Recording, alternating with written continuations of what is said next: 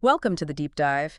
Today, we're going to be really exploring the life and work of Sam Vaknin. Sam Vaknin. Yeah. Okay. You might not recognize the name right off the bat, but I think once we get into it, you'll see why this is going to be an interesting one. Yep. We've got excerpts from his Wikipedia page, and we're going to really try to unearth some knowledge nuggets from all of this information. Yeah, what's so interesting about Sam Vaknin is that he is a writer and a professor of psychology, Okay. but he's dedicated, so much of his life to narcissism.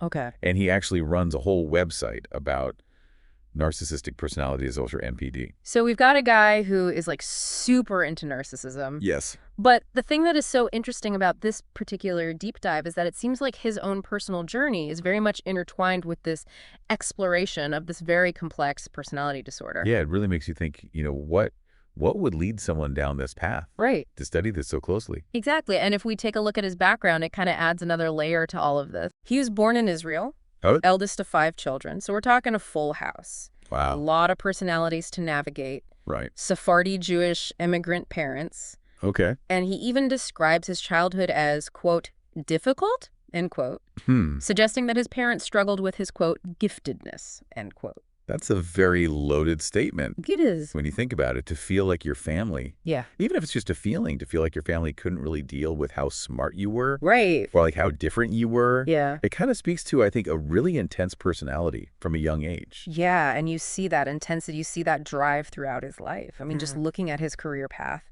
military service.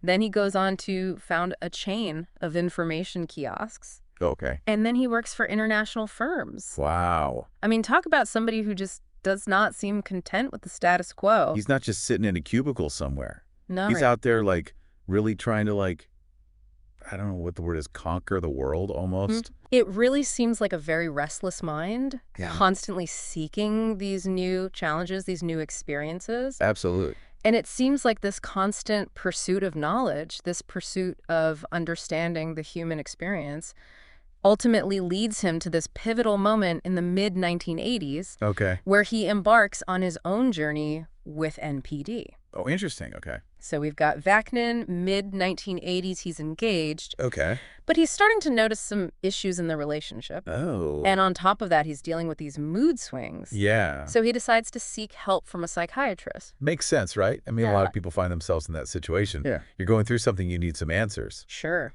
And so he goes to this psychiatrist hoping for some clarity, I guess. Yeah, and that's when he gets hit with the diagnosis, NPD, narcissistic personality disorder. NPD. Yeah. I mean, it's a big one. It's a heavy diagnosis. Comes with a lot of baggage. Yeah, and I imagine for anybody receiving that diagnosis, it must really make you stop and think. But what's interesting is his initial reaction. What does he do? He rejects it. Wow. Yeah, just flat out denies it. Which is, when you think about it, that's a really common reaction to any kind of difficult news. Denial is a powerful thing. For sure. It makes you wonder, was this just a refusal to accept this truth about himself? Right. Or was there something else going on there? Yeah. Was he afraid to even go there? Right. Was it a fear of what that would mean if he were to really look at it? Exactly. And of course, this is all happening as we kind of trace the trajectory of his life. Yeah.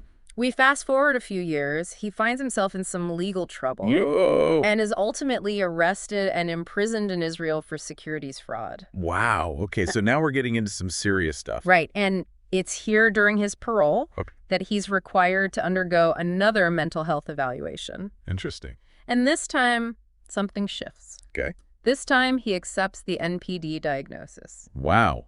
So he goes from complete denial to acceptance. And what's really fascinating is that he seems to find a sense of relief in finally understanding himself. That's really powerful, actually. His behaviors, the patterns that have been driving his actions. It's like a light bulb moment. It really is. Like all of a sudden, all these pieces from his past start to make sense. Right. It's like that missing piece of the puzzle. Exactly. And this acceptance, this understanding of NPD, it doesn't just impact his personal life. It really becomes a defining force in his work. Yeah, you can see how someone who's gone through that experience would want to dedicate themselves to understanding it better. And he becomes a leading voice on narcissism. Wow. And he even suggests that many powerful figures in society might actually be narcissists. Okay, now that's an interesting thought. It really is. You start thinking about it. You know those really charismatic leaders, the ones who just draw people in? Yeah. Are those traits? Are they rooted in narcissism?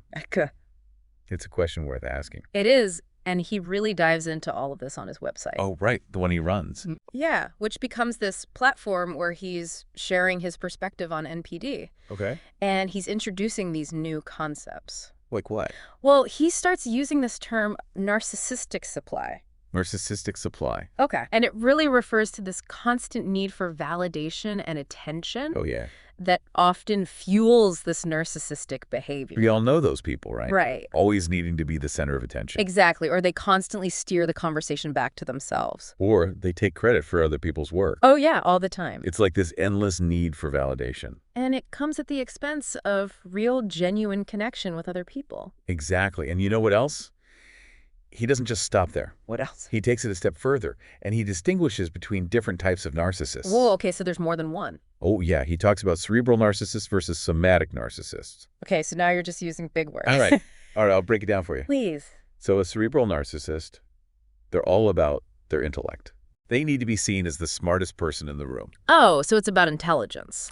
Yeah, they're constantly seeking validation for how smart they are. Right. Think of that professor who, belittles students for asking questions. Oh, yeah. Or that coworker who just dominates every meeting with their vast knowledge. Right. That's your cerebral narcissist. Okay, all right, I get it. And then you have your somatic narcissist. Okay. They're all about their physical appearance. Okay. They're obsessed with their body, their clothes, how attractive they are. All right, okay. They need those compliments. So like the friend who's always posting gym selfies? Exactly. Or the coworker who has to be the best dressed? Yes. Okay, got it. Two sides of the same coin in a way.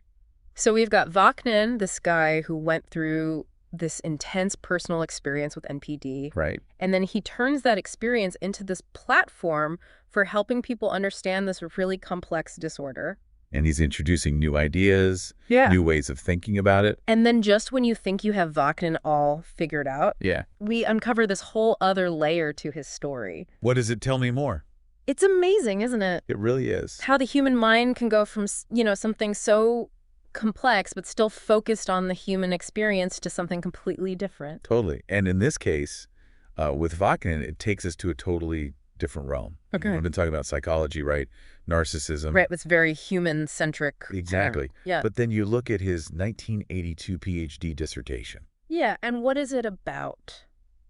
Time asymmetry. Time asymmetry. Yeah. I'm going to need you to Break that down. break that down a little bit. Basically, is this idea that time, it's not symmetrical. Okay. It doesn't flow the same in all directions. Right. It's kind of a mind-bending concept. Yeah. It comes from theoretical physics. So we're talking about some pretty complex stuff here. Oh, yeah. Vaknin really dives deep into this stuff. It really is remarkable, the range I know. that he has from, the complexities of human behavior to the mysteries of the universe. It's like he's got a foot in both worlds. It does seem that way. And he doesn't just keep it theoretical either. Yeah. He actually explores these ideas through documentaries. Oh, okay. He appears in Mania, Psychopath, and How Narcissists Took Over the World. Wow. Those are some Pretty intense titles. pretty intense titles. Right. So he's taking this very visual medium Yeah. and making it accessible to a wider audience. Exactly. He wants people to understand these things. Yeah. Engage with them. But there's one documentary in particular that really stands out. Which one? Psychopath. Okay. And it's in this film that Vaknin undergoes evaluation and he meets the criteria for psychopathy, Psychopathy. but not narcissism, Wait a minute. So the guy who was diagnosed with NPD right? writes extensively about NPD. Runs a website about NPD. Suddenly he's a psychopath. Right. Not a narcissist. It's a real head scratcher. Does this mean his NPD diagnosis was wrong? Mm. Could it be that these disorders are more fluid than we think? More overlap, maybe? Is it possible that he was maybe misdiagnosed? Possibly. Or maybe this actually supports his whole thing about narcissists having these false selves. Right. That they're so good at hiding who they really are. That even trained professionals Even the experts. can't quite pin them down. Exactly. It really makes you question everything. It does. It really highlights how complex Yeah. these disorders truly are. And how much we still don't know about them. And I think at the end of the day, it's a good reminder that we're talking about human beings, Right. each with their own Unique story, Yeah. experiences. their own complexities. Right, and you can't just put them in a box. Nope. You can't just slap a label on them. We're all more than just a diagnosis. Exactly. Yeah. So as we wrap up this deep dive into the world of Sam Vaknin, We're left with a lot to think about. Yar. This is a writer, Professor? a self-proclaimed narcissist, A man who delves into theoretical physics. and a documentary subject whose own evaluations seem to contradict. I know. His own self-proclaimed diagnosis. It's a lot. It's a lot. But I think it's a good reminder that the human mind, Yeah. it's a strange and wonderful and often very confusing place. It really is. And as we always say, We're all on our own journey, we're all on our own journey, trying to figure it all out. trying to figure it all out. And I think this deep dive, Definitely gives us a lot to chew on. a lot to chew on. For sure. So until next time, we will leave you with this. Okay. How do you think Vaknin's personal experiences with NPD influenced his work That's a good question. and his public persona? Yeah. Was he uniquely qualified to understand and explain this complex disorder? Because he had lived it. Because he had lived it. Or did his experiences color his views? Right. Did they cloud his judgment? It's a tough one. It is something to ponder For sure. as you continue your own exploration Of the human experience. the human experience.